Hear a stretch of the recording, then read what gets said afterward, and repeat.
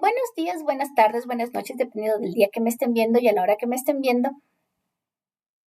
Yo soy Isa de la lista infinita de libros y ahora les traigo una reseña fuera de programa. De los libros que prestó mi querida tía, recientemente leí este y Las montañas hablaron del autor Khaled Hossein, que es el mismo autor de Cometas en el cielo. Bueno, yo nunca había leído ningún libro de este autor antes que leer este libro, aclaro, antes de... Pero voy a decir primero también que es una novela muy bonita. La historia es preciosa, es conmovedora y, bueno, muchos adjetivos calificativos positivos buenos. Sin embargo, creo que no está bien ejecutada. Y ya les voy a explicar por qué.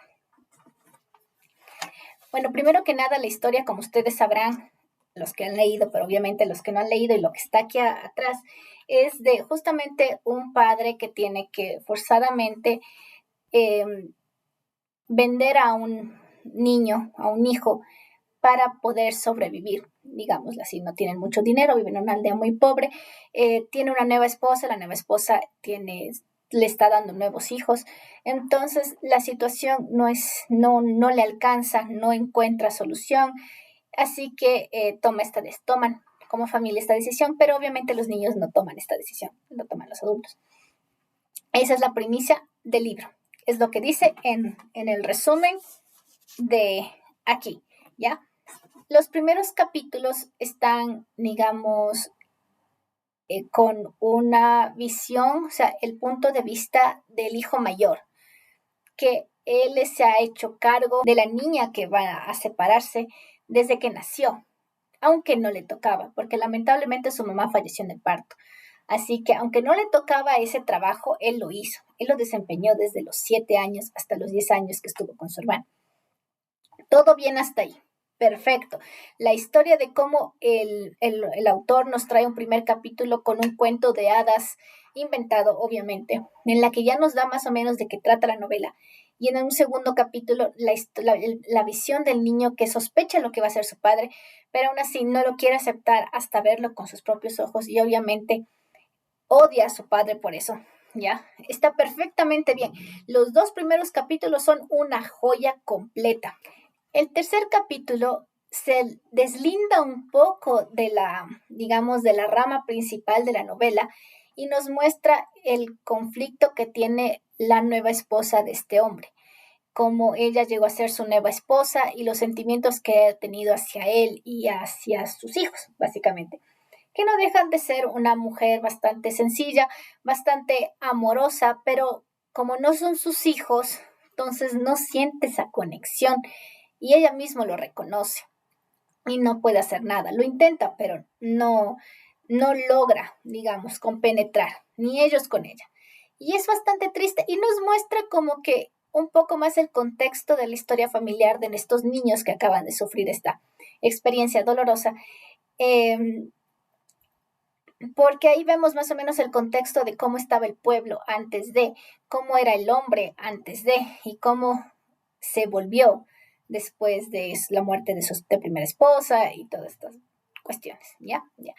Hasta ahí, digamos que es aceptable porque es la misma familia la que nos encarga de contarnos la historia. Pero cuando en el cuarto capítulo no continúa con la historia del niño, sino continúa con el relato de esa misma historia, pero no en el punto de vista de la niña, que sería nuestro siguiente, digamos, foco, sino la historia de la persona que orquestó todo eso, que es un tío, un tiastro, en este caso el tiastro, el hermano de la segunda esposa de este hombre. Vemos su historia desde el momento de que es niño a cómo decidió salirse del pueblo a trabajar y cómo sus nuevos patrones hacen tal cosa, tal cosa, tal cosa y todos sus motivos para primero hacer esta transacción dolorosa y cómo él no afronta consecuencias, sino más bien es como que el karma le llega porque él lo hizo por, digamos, la señora para la que trabaja nos da a entender que él siente algo romántico por ella, pero esta señora solamente lo ve como un sirviente y a pesar de que lo trata bien y todo eso, él no puede concebir que esta mujer hermosa esté con su patrón, primero porque su patrón es totalmente opuesto a ella es viva, fiestera, eh, digamos, mundana, y en cambio el otro es más reflexivo, cerrado, introvertido, todo eso. Y conforme avanza la historia nos damos cuenta de los verdaderos motivos del patrón para mantenerlo a él junto con él y los verdaderos motivos de ella para alejarse de su esposo y cómo nuestro querido Tiastro afronta esas dos decisiones sin saber exactamente qué. Y aunque se quiere deslindar, como siempre ha hecho con toda su vida, como nos muestra en ese tercer capítulo, a la final no puede hacerlo. Y como digo, es como que el karma llama, entonces como que el karma le está castigando, o sea, castigando no, dándole su chocolate, dándole una lección de su propia medicina. Entonces vemos cómo él reflexiona y digamos al final de su vida se arrepiente y pide post-mortem que por favor alguien le ayude a que se arregle todo este problema que él mismo causó. Y bueno, hasta aquí digamos que la novela está bien porque a la final sigue siendo como una especie de rama secundaria que está conforme a la rama principal y está perfecto, no me quejo mucho porque toca en estos capítulos, toca temas el autor muy serios, como es las personas discapacitadas, como es estos problemas matrimoniales, el problema de que es como una especie de matrimonio arreglado, matrimonio a la fuerza, la infertilidad, toma muchos de estos problemas de lo que es, digamos, las enfermedades bruscas, el abandono, digamos, la pobreza, la riqueza, todas estas cosas. Y en el trasfondo de todos estos 4 capítulos, el autor nos muestra un poco de los acontecimientos históricos que están sucediendo en Afganistán, que es donde está ocurriendo esta novela. Comenzamos en los años 50 y de pronto vamos retrocediendo, aumentando los años, sean los 30, sean los 60, sean los 70, 80, 2000, 2010. Entonces, es como que una especie de no lección de historia, sino como que una especie de contexto histórico bastante bien diseñado, porque los eventos históricos que los cuales yo desconozco, porque esta parte de la historia, de justamente esa parte del mundo, yo la desconozco completamente.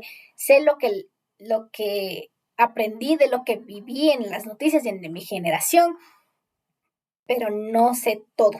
Así que es como que bastante fácil de entender lo que está más o menos pasando con el contexto histórico. Y lo que me parece bien, porque se entiende. Sin embargo, en el 5.º capítulo se rompe completamente la rama y en lugar de mostrarnos el punto de vista inconcluso de nuestro protagonista niño o incluso de nuestra protagonista niña o de, digamos, del padre o de la madrastra, nos muestran a dos personajes que nada tienen que ver con la historia, solo haberse encontrado viviendo como vecinos del Tiastro por unas temporadas, unos 10 años siquiera.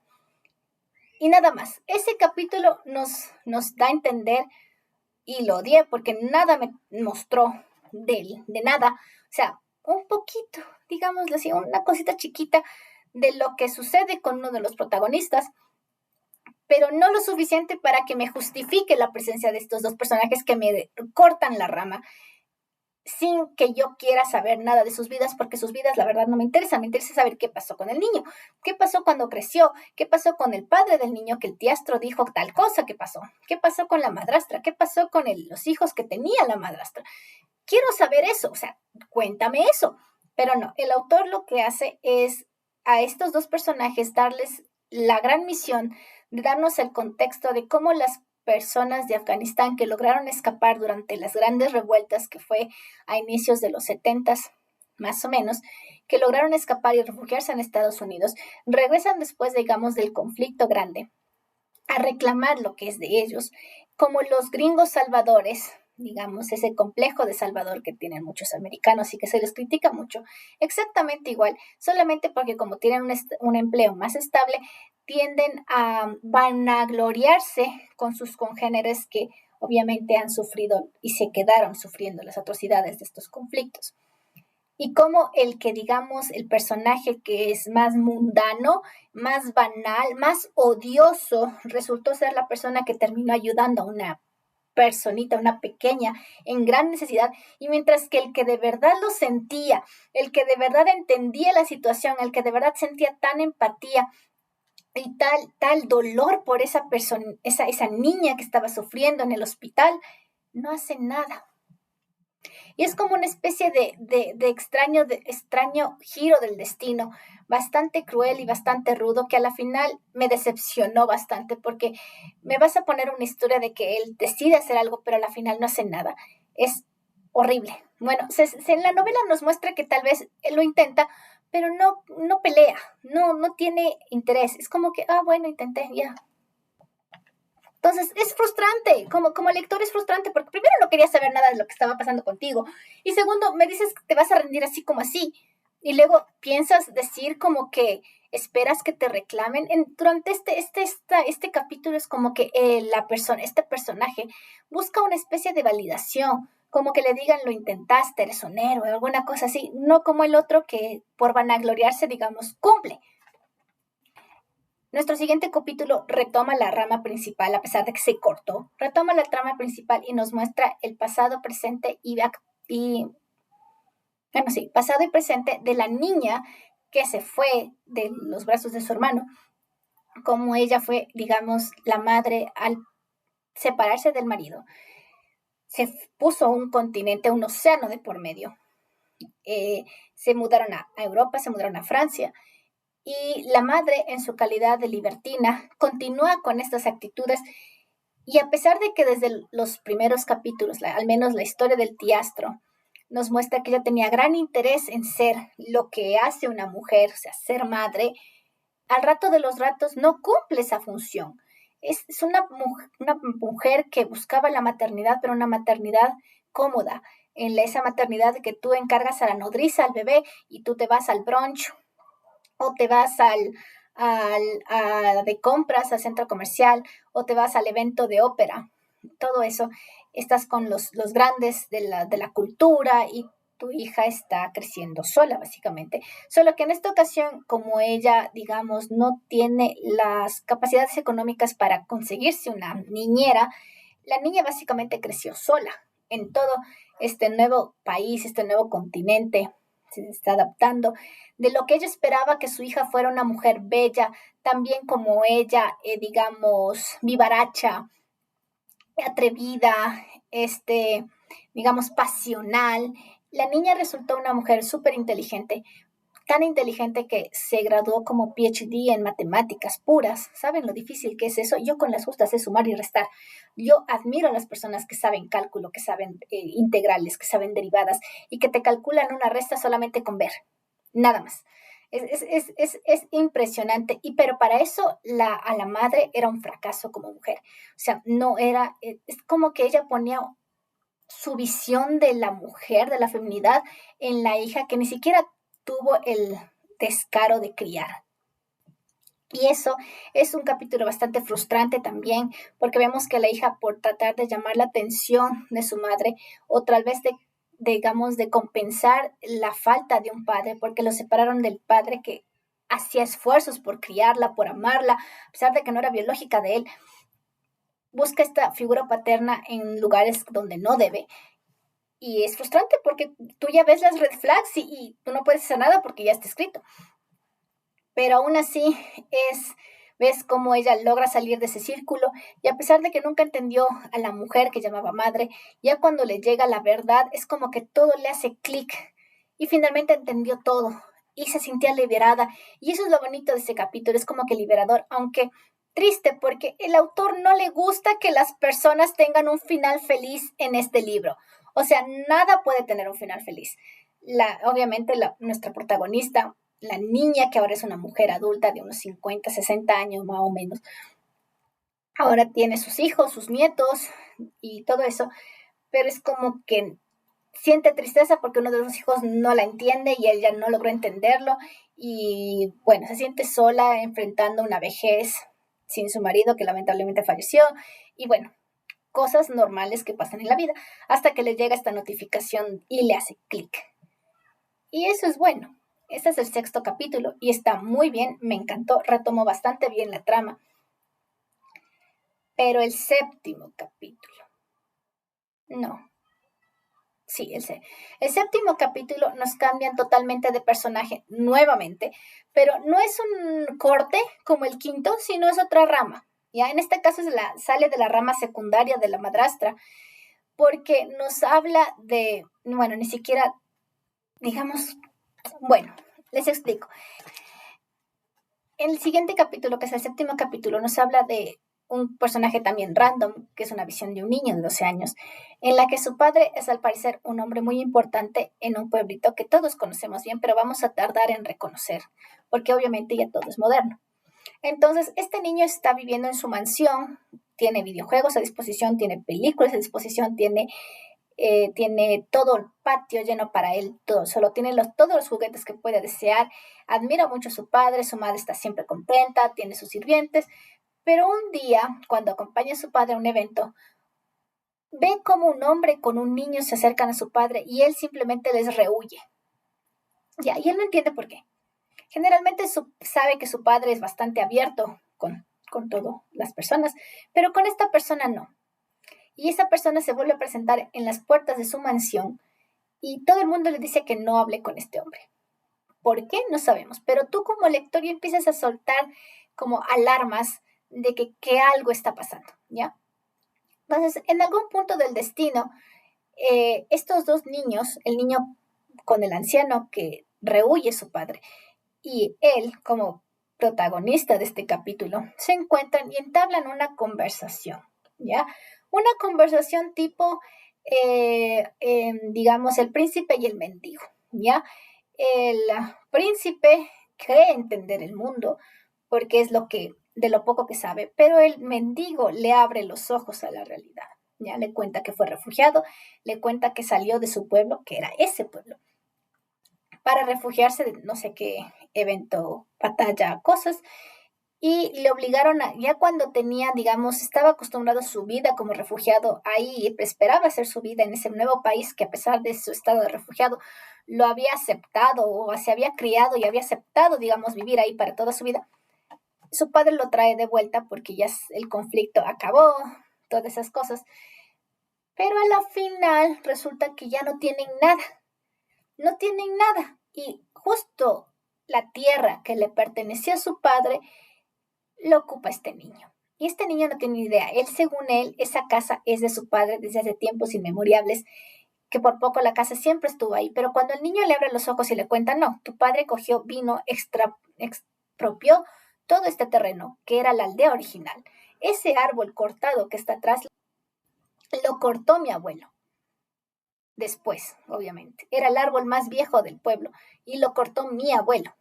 No, esta cosa no construyó tu papá de la noche a la mañana. Había gente que vive aquí y nadie se atreve a decirle que no a tu papá. Entonces ahí ya te das cuenta de lo que está pasando.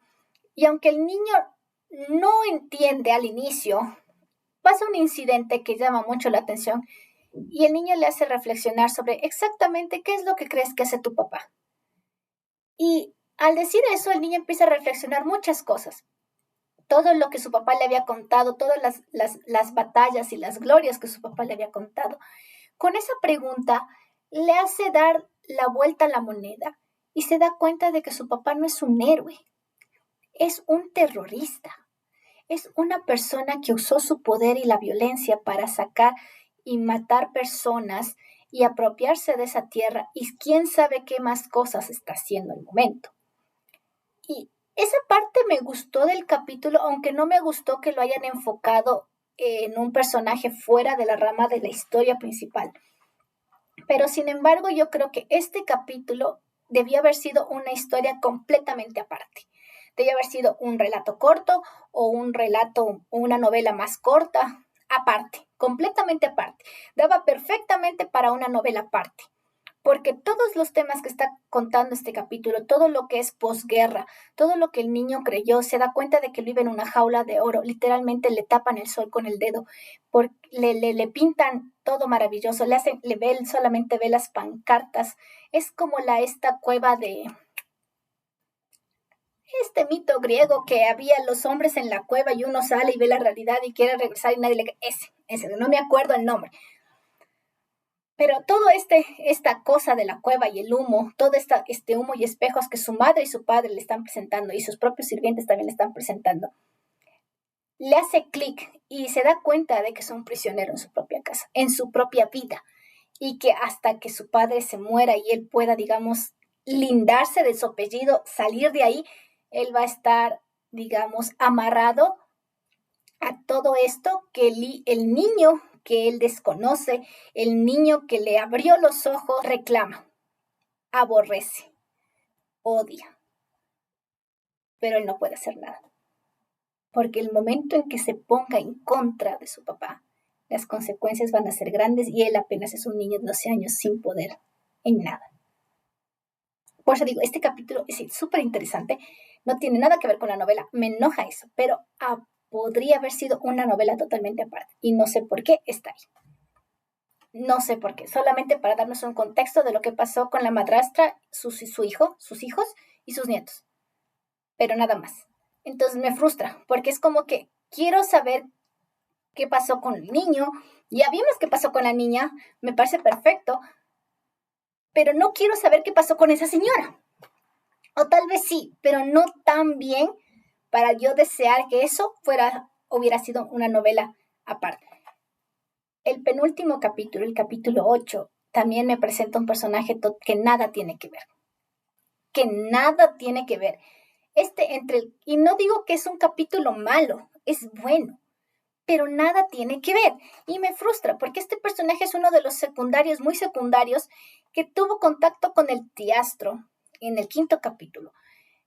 Y nos cuentan su vida, pero a mí no me importa su vida. Es un doctor y hasta ahí llega mi información, no les voy a decir más, aunque lo que vive el doctor es bastante interesante y pone temas muy en vilo con esto de la belleza, con esto de la estética, con esto de las oportunidades, con esto de otra vez de la maternidad, del libertinaje, de la belleza, de todo eso, de las cargas familiares, otra vez de la discapacidad y todo eso, que es muy interesante, muy bonito, le da complementa la novela perfectamente, pero yo no quiero saber nada de esta persona porque no me interesa, porque quiero saber qué pasó con el niño. Continuando, ya, no voy a decir más del capítulo 8, más que suficiente. Es un buen capítulo, igual que el 5 me enojó más que este, es como que este tiene un poco más de sentido, pero aún así no me interesó, ya, eso se puede. Y en el capítulo último vemos finalmente lo que pasó con el niño que ahora es adulto, bueno, un anciano. Pero ni siquiera vemos el punto de vista de él, sino de su hija, ¿sí?